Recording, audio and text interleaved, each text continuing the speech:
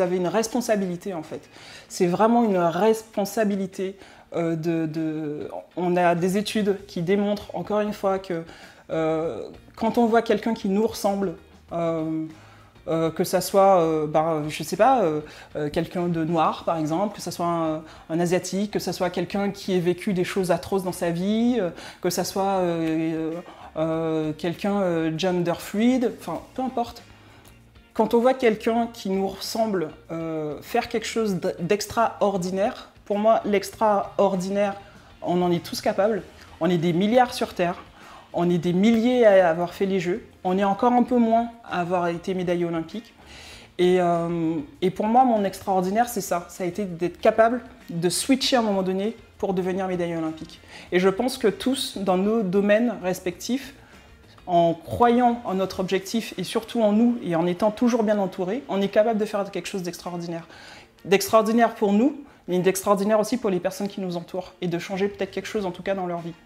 Tout ça pour dire que si vous, médias, vous preniez vraiment vos responsabilités là-dedans, on est capable de changer cette société en fait. Et ça passe par plus de sport avec des femmes en fait, des sports au féminin, du hand, du basket, du turning bâton, peu importe. Oui, vous devez vendre. Vous devez vendre et donc vendre des pages de publicité, vous devez avoir de l'audience pour récupérer de l'argent. D'accord, mais c'est votre responsabilité au niveau de la société en fait.